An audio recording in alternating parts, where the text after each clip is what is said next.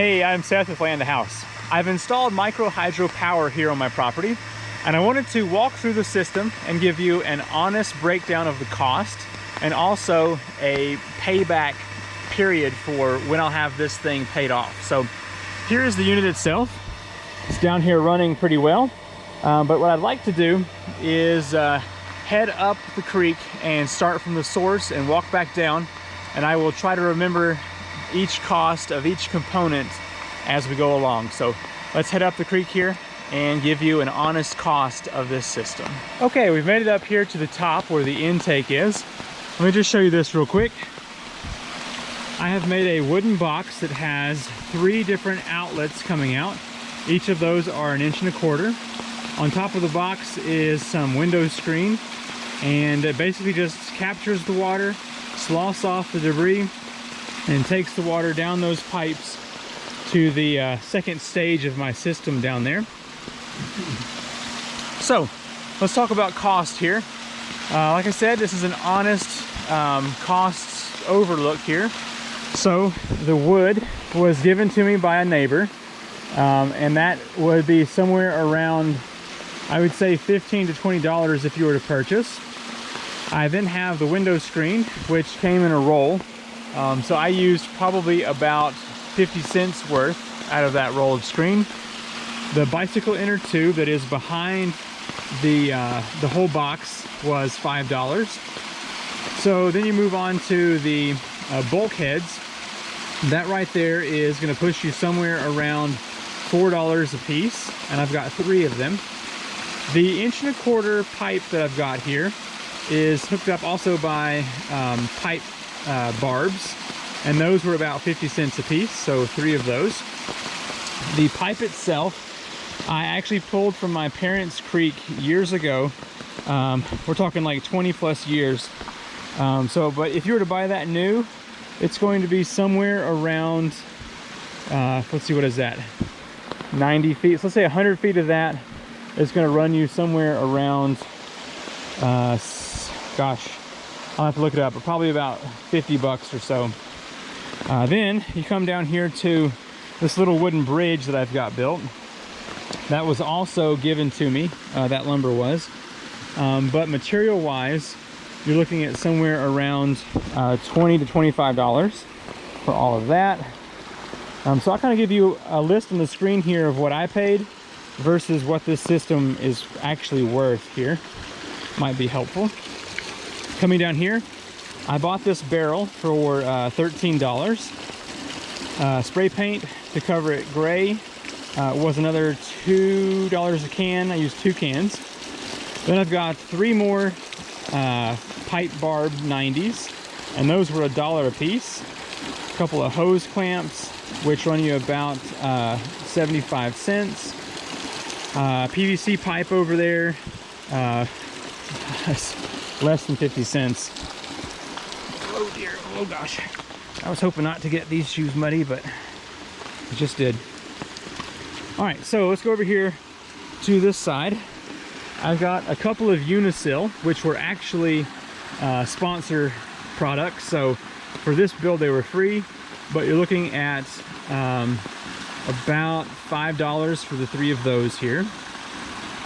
I paid $20 for that stainless steel valve, and then the rest of this material up here, you're looking at about $10 total, including the barb fitting, the hose clamps, the plumber's tape with screws, and then various fittings. Here's some more lumber. So you're looking at about an $8 4x4, and then the rest of that material there is going to run somewhere around $10, so about $18 for all of that. Now, the pipe that I used is a 2-inch flexible poly pipe, and I have 1,100 feet of that pipe.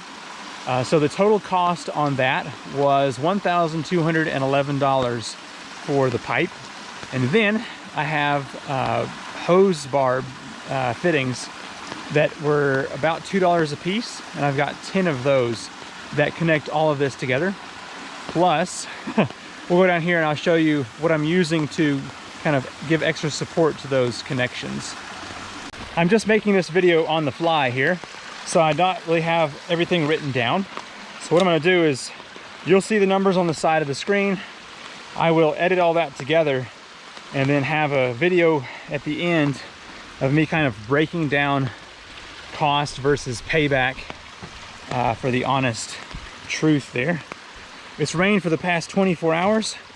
Creeks are running well, which is just what you want in a micro hydro system. Okay, here's the first connection. You can see I've got some unistrut on this one with a couple of hose clamps and then that barb fitting in the middle. So later on you'll see I use fence posts instead of this unistrut. I just used whatever I had. But that right there is just a couple of dollars for all of that, and it has worked remarkably well.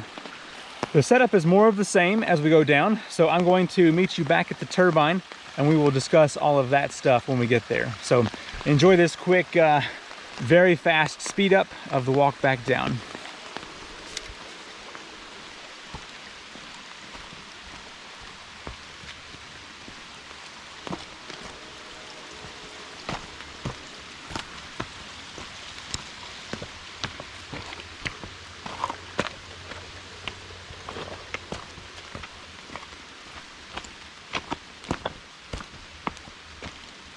I have a small bridge that crosses over the creek here, and this is more of the wood that was given to me, but I would say about $10 more in order to cross the creek here, which is definitely well worth it because you don't want to have any dips like this one would be right here.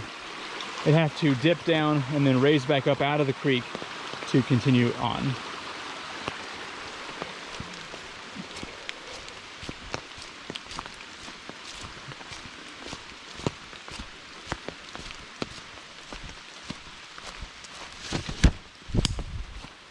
Made it down here to the permanent magnet alternator, or PMA. This is from Langston Alternative Power. This was a sponsored item, and so I did not pay for this unit myself. But I do want to mention real quick that Spencer Langston was a huge help in all of this build. I spent lots of time on the phone with him, and he has really gotten this thing going. So if you want to check out his website, link in the description down below. And be sure to mention Land a House, and he will give you a nice discount on your own system here. So, price breakdown.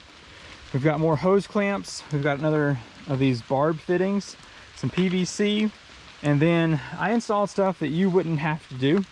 That is a little surge tank and a couple of valves here that you wouldn't really need. I do highly recommend that you install this valve here, a pressure gauge, and it'll let you know what your pressure is built up to. So right now I'm at about 70 psi from my 163 feet of head pressure. So that valve and that pressure gauge right there costs a total of about $16. And then these two over here would be about $12 plus some fittings. So this little setup right here, from the hose clamps on, is going to run somewhere around 80 bucks because you got your $20 shut off there, and then a union and more fittings. So 80 bucks for all of that.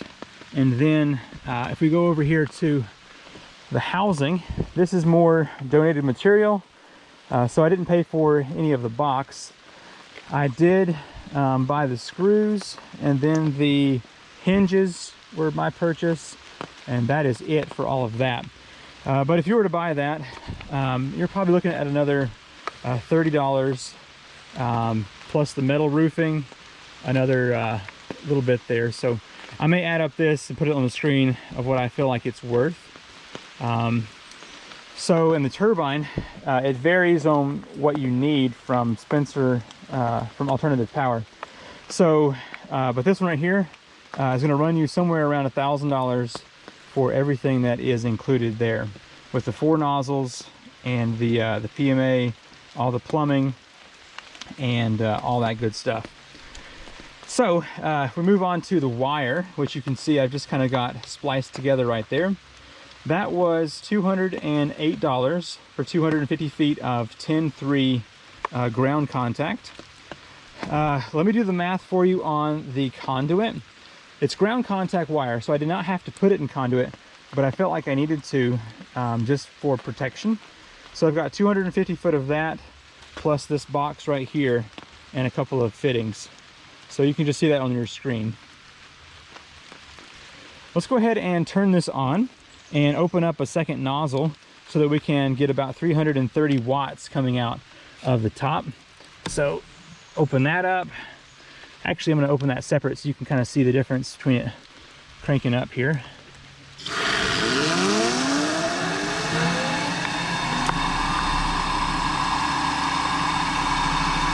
So with one nozzle open, we're generating approximately 210 watts. And as soon as I open this one up, we'll be pushing 330 roughly.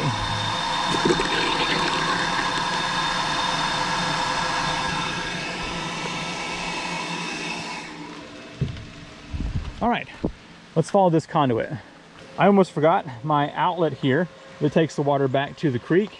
It's about $30 for the PVC, and then I've got some couplings in there that are about $2 a piece.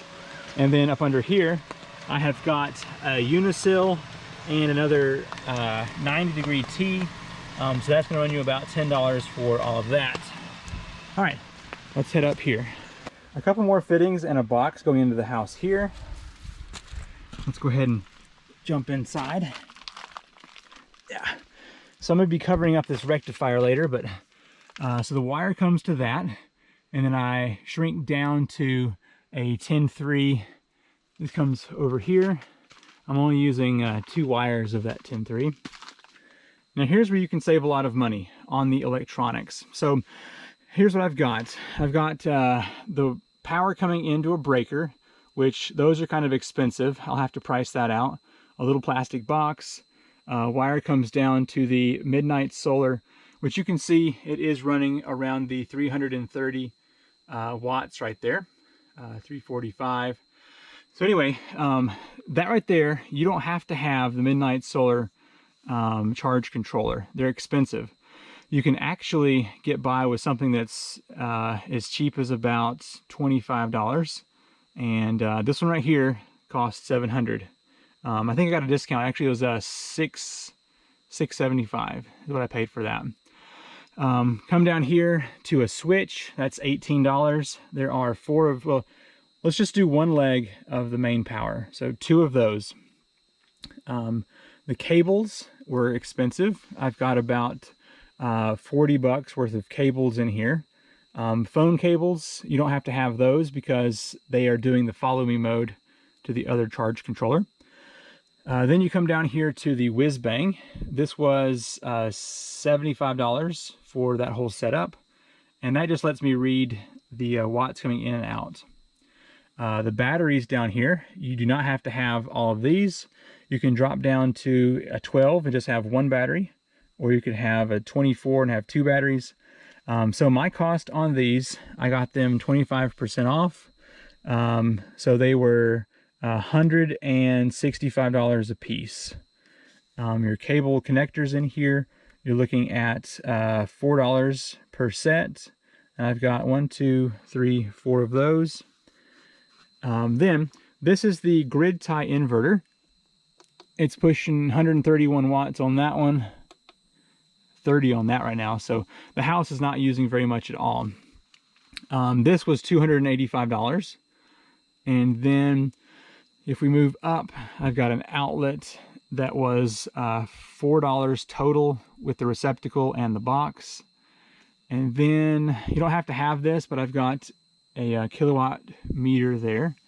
And then wire was $25 to get up to the house there. And then I bought a breaker, which is over at the main panel, and that was $5. So that's all you really have to have for this setup. But you can go much cheaper on charge controller and batteries. And if you want to do grid tie, I highly recommend these Sun 1000s because they have a limiter that will only push power if power is needed. So very nice to have. That was way too much for me to remember to just give you a quote right now. So let me go ahead and edit all this together, put the numbers up on the screen for you, and then I will come back with the final result to show you how much it cost and then how long it's going to take to pay back this system. There's also something that I'm going to factor in that will pay off this system way faster. Also, keep in mind that I'm going to be doing a off-grid system here pretty soon. I've already got the batteries lined up over here. So I'm dropping down from a 60 volt to a 48, but I'm going to have double. So I'll be able to run a lot longer with the power I have coming in. So right now we have 92 watts of solar coming in on a very cloudy day and 330 watts on the hydro all the time. So anyway, I'll be back with some numbers for you. My wife just turned on the heat, and 382 watts coming out of this system here. And then over here, we've got 285. So we are basically powering our house with heat without having to use any grid power. Okay, I finally took the time to write down all the stuff that you saw on the screen, and I have tallied it up. And so I have what I paid personally, or what you would pay if you bought everything new. So your total, if you were to buy everything that I've got new, $4,950. Now, because a lot of my stuff was either sponsored or was just old stuff I've had for years, my cost was $3,802. I just rounded it to $3,800. So I said that there was something that's going to reduce this, or my cost, significantly, and that is the video series.